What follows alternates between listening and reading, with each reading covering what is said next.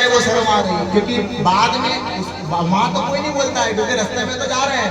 बाद में उसके कोई यार दोस्त मिले, क्यों तुम ऐसा जाओ बाजार, ऐसा जाओ, ऐसा बैठो, वहां हाथ लगा, वहां हाथ लगा, ऐसे बैठे ने कोई लाज शर्म नहीं, ने कोई घूंघट पल्ला कुछ नहीं, क्या है? बेचारा शर्मा गया कि मैं क्या करूं, मैं तो खूब बोलता हूं पर वो माने नहीं। अब उसको बेचारे को शर्म आ गई,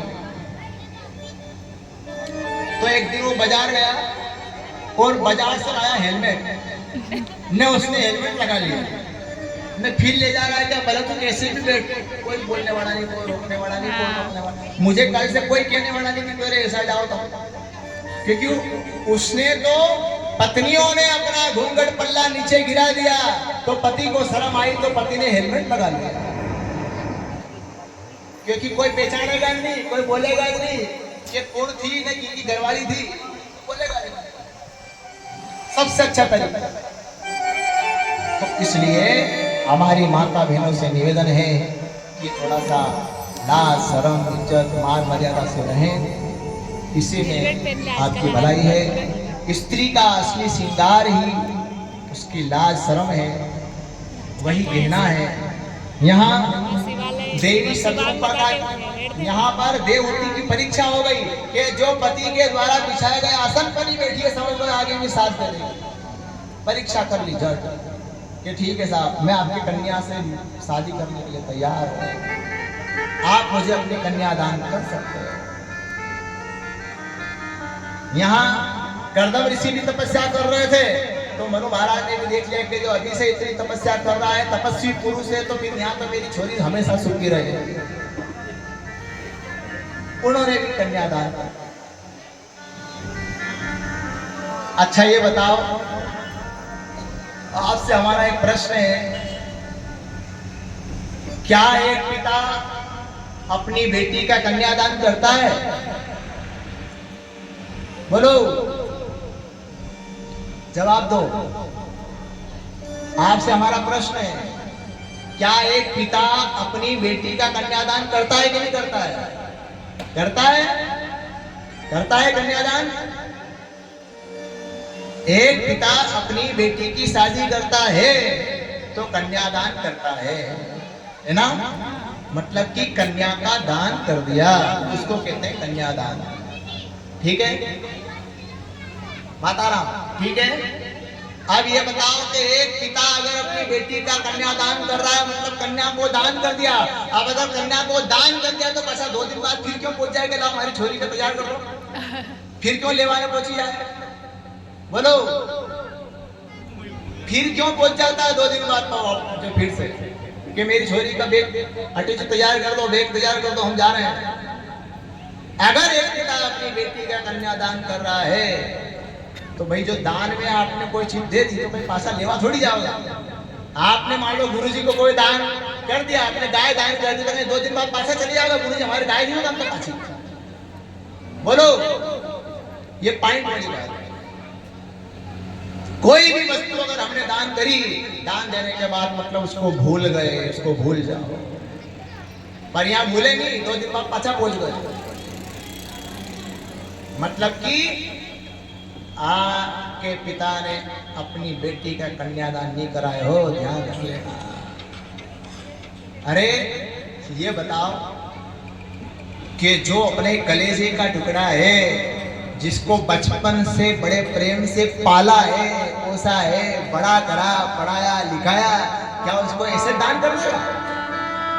बोलो, तुम्हारे छोरा को दान करो, देखा कर दो, कोई भी संत जी का झोली में डाल दो, गुरु जी छोड़ो ले जाओ तुम, तो तुम्हारा आश्रम दे, कोई नहीं दे, नहीं देगा। इसी प्रकार से अगर हमने कोई दान करा है, हम उसको वापस नहीं ला सकते हैं, तो यहाँ पर एक पिता अपनी बेटी का कन्यादान कैसे करेगा? पढ़ाया लिखाया, बचपन से बड़ा करा, ऐसे दे देगा? एक, अब ध्यान से सुन लेना, एक पिता अपनी बेटी का कभी कन्यादान नहीं करता है, एक पिता अपनी बेटी के लिए गोत्र दान करता है। क्या दान करता है? गोत्र। गोत्र। के बेटा तू कुंवारी थी अभी तक, तो वहां तक तेरा गोत्र मेरा गोत्र एक था, जो मेरा गोत्र है वही तेरा गोत्र था। आज से मैं मेरा गोत्र का दान कर रहा हूं बेटा, के जा, मैंने तुझे दान कर दिया तेरे पति को, मतलब कि वहां जाने के बाद अब ससुराल का ही तेरा गोत्र लगेगा। सरनेम भी बदला जाती है, सरनेम भी ससुराल का ही लगता है और गोत्र भी वहां ससुराल का ही। तो एक पिता अपनी बेटी के लिए गोत्र का दान करता है, और गोत्र का दान करना ही सबसे बड़ा दान है। समझ में आ गई सबको?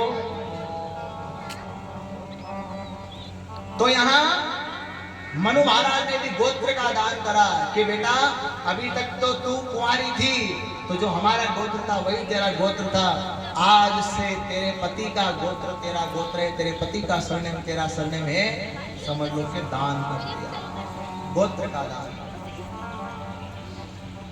इसके बाद दोनों का मंगल में विवाह।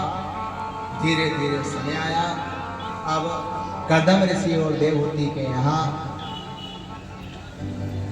आने वाले समय में एक संतान हुई। पहली संतान के रूप में कन्या आई, फिर धीरे धीरे और समय बीता तो दूसरे संतान के रूप में भी कन्या आई, फिर धीरे धीरे समय आया तो तीसरी संतान के रूप में भी कन्या आई। ऐसे करते करते कदम ऋषि और देवहूति के यहाँ 9 कन्याओं ने जन्म ले लिया। कितनी कन्या आ गई? 9 कन्याएं। पर देखो 9 कन्याएं होने के बावजूद भी कितना सा भी सही नहीं आया चेहरे पे हो। आज के युग में अगर 2 भी हो जाए तो घबरा जाए, क्यों 2 होगी गुरु जी कहीं करा। और सबसे ज्यादा खराब तो दादी माँ के पड़े। दादी माँ से पूछोगे कहे हो अबे तो कहो गुरु जी ऐसी छोरी अड़गी। अब बताओ कि छोरी उन्होंने क्या बिगाड़ लिया, ये समझ में नहीं आता। अरे छोरी अगर हो गई, कन्या हो गई, तो उनने आपका क्या बिगाड़ा? देखो पहले बना प्रारब्ध, पीछे बना शरीर। पहले प्रारब्ध बनता है, शरीर तो बाद में बनता है। ये बताओ कि जैसे ही बालक या बालिका ने जन्म लिया, क्या आपने उसको बाहर आते से बिस्कुट खिला दिए? बोलो, कि ब्रेड खिला दी, कि रोटी खिला दी, कि चाय पिला दी? आपने कुछ करा? कुछ नहीं करा, क्योंकि भगवान को मालूम था कि जैसे ही बालक या बालिका का जन्म होगा, वो इस दुनिया में बाहर आएगा तो सबसे पहले वो अपनी माँ का दूध मांगेगा। तो उसने जन्म नहीं लिया, उसके पहले भगवान ने माता के स्तनों में दूध कंप्लीट कर दिया। धन्य है मेरे नारायण। बना रही हूँ मैं। बोलो कर दी के